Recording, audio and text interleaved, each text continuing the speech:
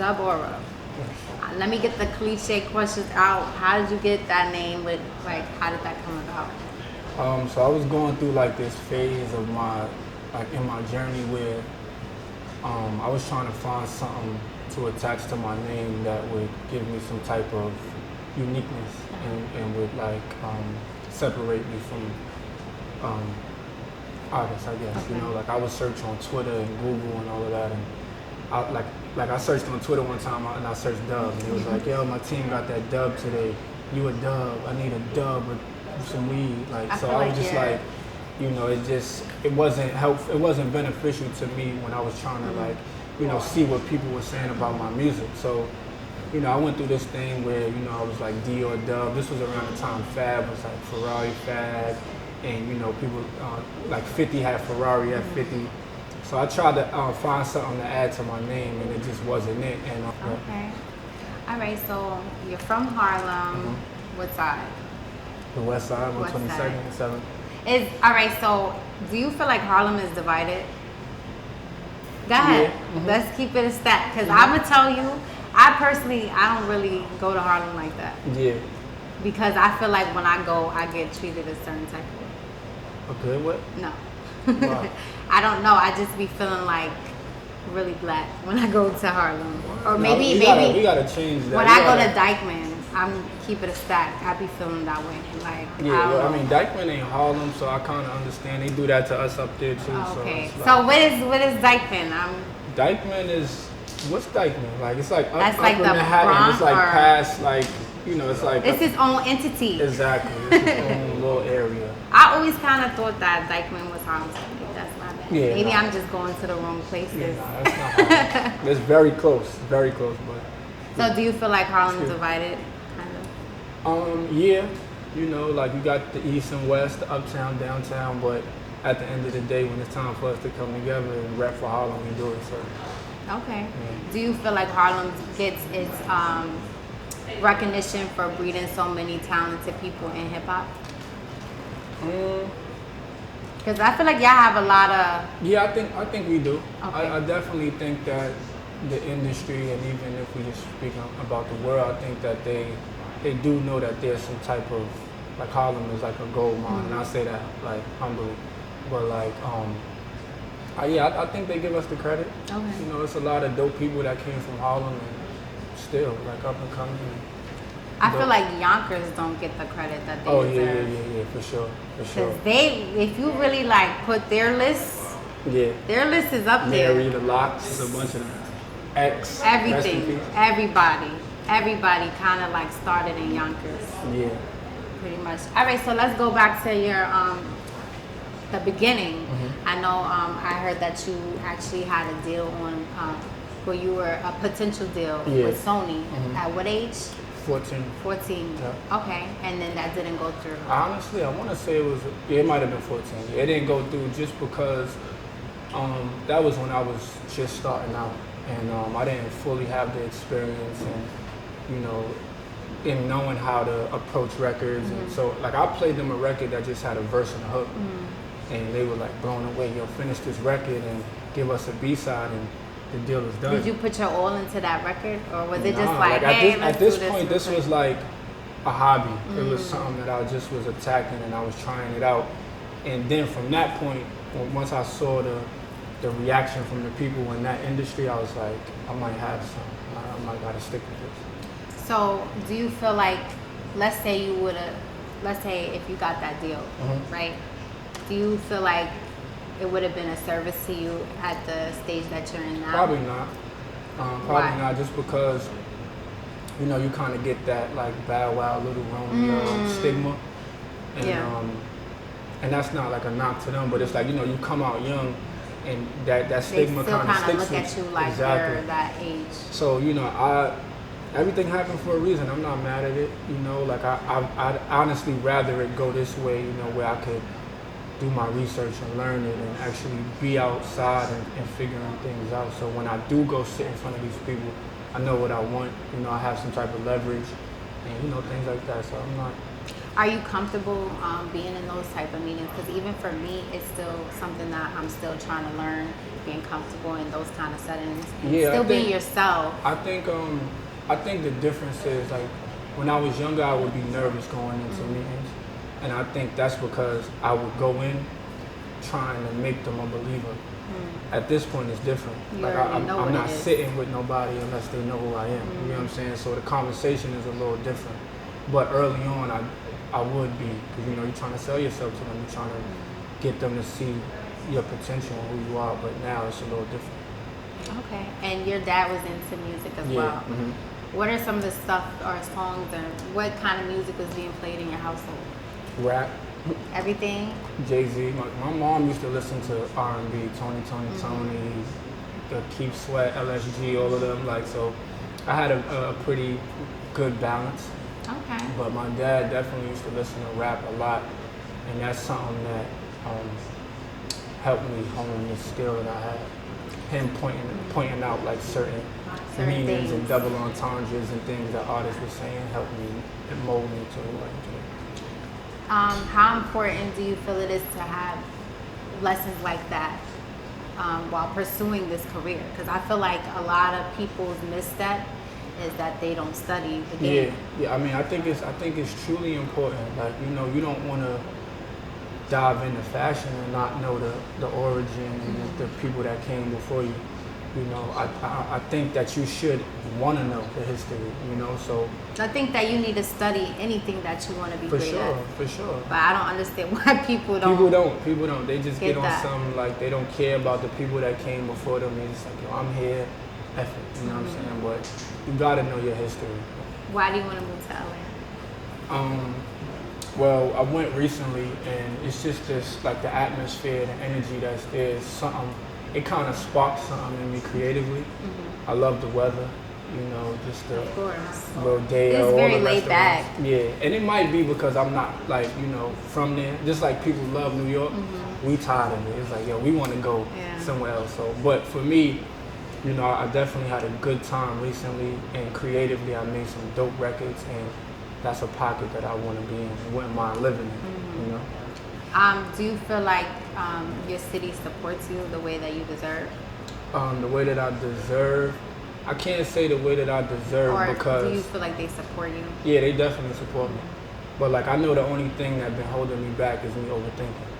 You know, like me being my worst critic and being tough on myself. But everybody would tell, like, you know, we could have a conversation with however many people, and they'd be like, no, Dub is, and I'm just waiting for Dub, you gotta. So they definitely support, but I just have to really just zero in and put the effort. Energy. I had saw in an interview you were saying that, you know, you just try to tell yourself that you're not perfect, and I feel like that's something that I definitely struggle with. I'm so hard on myself, and I don't really take the time to really see what's going on. You gotta just find that satisfaction, like, within yourself, because perfect is subjective. Yeah. Still running. Why did you choose to put Nipsey on the beginning of it? So that was really the producer's idea. You know, he sent me the beat, and it had the Nipsey clip in the beginning. And actually, the sample that he used on that record was it was like a remake of a record that Nipsey did. So, you know, immediately it took me there. You know, like, Nip is a big influence of mine, and it just, you know, the record kind of wrote itself, you know, and I felt that it was only right for us to go to his area, his neighborhood, his block, and shoot that video, because it was like homage coming from mine. Did you get to connect and meet any of the people, like, you know, that knew him? Yeah, I met a few people. I actually met him. I did a freestyle in 2010, I want to say, and he had a song called Hustle in the House. I did a freestyle called The Aura in the House. And Worldstar had grabbed it, and he had followed me on Twitter. And we would, like, DM very lightly. And I was in Atlanta one year, and they had a Clark Atlanta alumni party. And we seen him come in, and he acknowledged me, we spoke. And even when he was coming out, he was like, yo, we gonna get up and holler. So that was like a conversation that I was looking forward to, just, you know, with how much he inspired me. Are there any other artists that have reached out to you like that and kind of off the humble? It sounded like it was just something that organically happened. Yeah, I mean, honestly, that's majority of the time that's how I meet people. Mm-hmm. Like they'll see something or hear something, and it's like. Because I know some people, they be acting like. Yeah, and it's whack, Yeah. but you know. It's a part of. It's a part of the game. It's just, but a lot of people. That's how I got introduced to a lot of people, by them hearing the music and seeing whatever they saw. Do you feel like, because I feel like Nip, his character was just so like on point, like his morals, principles, all of that. Do you feel like there's any other artists that kind of like, maybe not so much, I'm not gonna say is like, or is him or whatever, but like kind of are placing themselves in the steps to kind of be on that type of time? Like building a community and, you know, just trying to put knowledge into people. I'm sure there is, but off the top of my head, I can't really think. Like, even with Nick, like, I wasn't searching for that inspiration. It kind of just hit me. You know, I've seen a lot of myself in him. And, you know, it's kind of like reassurance for me when I see people hit me on Twitter. It's like, yo, Dub is the East Coast Nick. And I'd be like, it's crazy to me. But, yo, y'all look alike. Yo, I thought... So it's so many things. That's a very great compliment. Yeah, but it's only one Nick, you know. But I appreciate the compliment, you know what I mean. And for me, it's like I said, I've seen a lot of myself in him. Just how I want to move and how I carry myself and things that I'm not compromising on and things like that. And that's definitely something that he stood on. So it's a lot of reasons as to why he influenced me, but I don't know. I'm sure there's some artists out there though. Okay, so let's shift a little bit. I want to talk verses. Are you gonna be at the Dipset versus Locks? Should I ask you who you I'm go? going with Dipset. Oh! I'm going with Dipset. I think that's gonna be really crazy. No, I think it's gonna be interesting. Like and that's not a biased answer because like I know them or I'm from Harlem. Like I just think they're gonna win. But we gotta see. Yeah, we gotta see. Because you really don't. You could say who you think is gonna win until you be like, oh, I forgot about that song. Even like the Soulja Boy and Little Bow Wow one, I was really like, damn, I know all these Soulja Boy songs, and they all was like in the clubs going crazy. So I'm interested to see how. Yeah, I want to see it. I can't wait. I know the tickets are already sold out, and I feel like they just announced it like 2-3 days ago or something. Yeah. Like that. Okay, cool. Who you think gonna win? I'm not gonna say. Alright. Honestly, I love both of them, so either way go. I don't really be looking at it like, you know, a competition. I look at it like everybody's in their own lane. Yeah, so you can't really kind of compare. You could do hit for hit if you really want to, but I think that to each his own. Like it's certain songs that like Ashanti will play that resonated with me differently than everybody else because I was listening to them album cuts, you know, like so it's different. I just think it'd be a party when it be going on anytime. We just turn up like I love both groups, so I can't wait to see it. I just want to see it. Yeah, I think it's gonna be dope. I think it's gonna I think it's gonna be crazy. For sure. Like just having that energy together. Hopefully everybody show up. That's gonna be lit. Yeah. But okay, so how have you been spending your time during COVID? I see that you've been dropping singles. This whole year you've been just dropping singles. What made you drop them that way, and why didn't you like put them into like one collective situation? So I'm working on a project right now, and I think just during COVID, I kind of like being that everything was closed. I was trying to find a way to still keep my name relevant in my realm, you know. So like I don't know, I did a record called New Ways. I did a record called New Ways, and I just threw it out, and people took to it in a way that differently than I thought they would. Like they really fucked with the record. So I was like, okay. And I just did another one, and I would go to LA. It's like you're spoon feeding. Yeah, just to like condition the people to receive some new music, and then you know when I drop this project, I think it'll definitely propel me to where I feel I need to be. Do you know when that's coming out, or is that something that you're still kind of I'm putting still, together? Yeah. Okay, because you're a perfectionist. But soon though. Yeah. I'm trying not to let the perfectionist shit get in the way. And then you have a new single that's out now.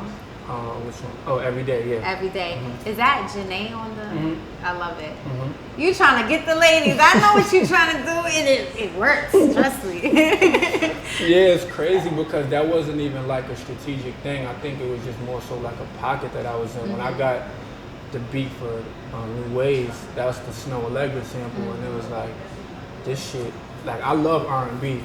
So when you could blend it and do the R&B with the rap shit, it's like... That's it. Yeah. That's really it. And then like, it kind of worked in my favor because just looking at like analytics and things like that, it was predominantly men. And I'm like, I just want straight guys at my show. Like, I don't. So, it worked in my favor, but it wasn't like a conscious thing. It was just the type of production that I was gravitating towards at that time. Are there any R&B artists that you're like, that's on your bucket list of like, oh, I have to, like, or your dream R&B collab? I think you should definitely do Janae. Let's just put that out there. I like Janae. Damn, that's a good question. I listen to so many R&B artists. It's like Dead or Alive. Alive, only because I be trying to use this as a moment to manifest these things into existence. Somebody that I would want to do is R&B. Or is there somebody that you have that we don't know about? I gotta think. I'll give you an answer before. Okay, we'll go back to it. Because I gotta think. It's so many artists that I listen to. Like, you go to my title, it's like R&B. I would like to see your title. Like, who's your favorite? I feel like I can't even ask you that favorite who? Artists. Rap, R&B. Rap, because it seems like you love everybody. Is Jay-Z. Okay. Drake. Okay. I like Fab. Okay. That's a lot. I like Fab too. I big fan of them summertime shootouts. So hopefully we can get some more going. Definitely. Okay. So are you only gonna stick to music, or is there other lanes that you want to eventually tap into? Yeah, definitely. I've been doing the modeling thing. Okay. Yeah, it's been dope, and like I don't have like a model agency or anything like that. So when the opportunities present themselves, it's like, wow, like all of this just came from my brand and the platform that I'm creating. Like I've modeled for Gucci, I did Adidas. Do you mind being a sex symbol? Some people don't like that kind of energy. I'm just not going to look for it. Like I'm not about to be we gotta kind of appoint you with it, but. Some people, they get appointed and they're like, I'm good. Like, they don't want that kind of energy. So you saying you going to be ready to be out here on some shirt off, all of that? Yeah, all I get in the gym taking my shirt off. I'm going to need a calendar in 5 years. I'm going to need a calendar. I got you. So I also want to talk about your long studio sessions. Why do you do that to yourself? It's just 12 hours is a lot. Like, I just was talking to my manager yesterday. Sometimes I just want to be in the studio environment. Like, we could be watching the game. We could be listening to beats, listening to old records that I just laid maybe last session or whatever the case is. Just to get the creative juices flowing, you know what I mean? Like, sometimes it's not always recording for 12 hours, but I just want to I like to be trapped in there, you know what I mean? Even if we having a conversation, whatever it is, but I just like to be in that atmosphere.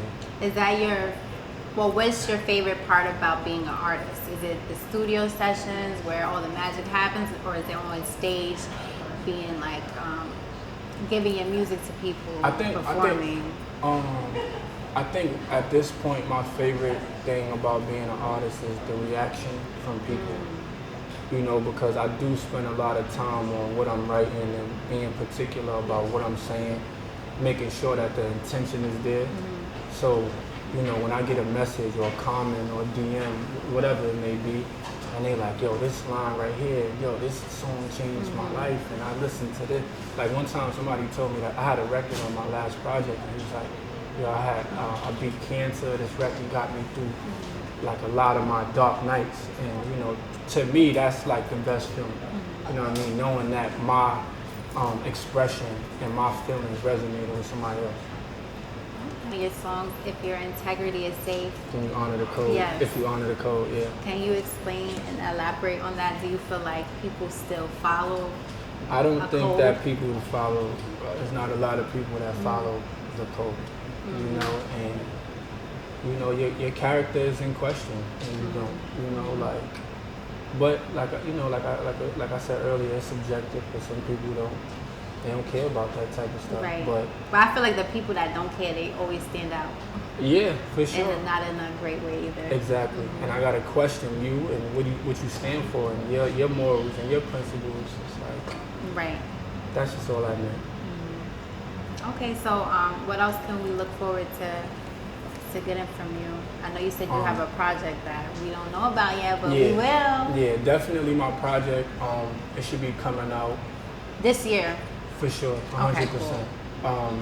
Just, you know, more videos. I got some artists that's down with me that I'm working with too. That I should speak on it. I mean, my label FWM. I got an artist Just, TM, Grand, Juice, and we got a project that we working on. So I'm definitely looking forward to that as well. Definitely more modeling. Okay. But I'm just focused. Too. Yeah. The calendar. Calendar's coming. Okay. I'm just focused on my project. Like I'm excited about it, and I can't wait for the people to hear it. Okay. Well, thank you for being here with me. Thank you for I appreciate it. Taya freaking Bea. I'm here, Bars at the Bar with Dub Aura, Harlem. Yes. Make sure you guys. Not Dykeman. Not Dykeman. I don't care. I don't care who see this shit. You want smoke? I'm with it. No, shout out to Dykeman. I just took boxing classes. I just started boxing. I'm with all the shits now. Okay. All right. Sorry, I had to get that out. You see, I put that question at the beginning. All right. So, Bars at the Bar. We here. Make sure you guys stay tuned.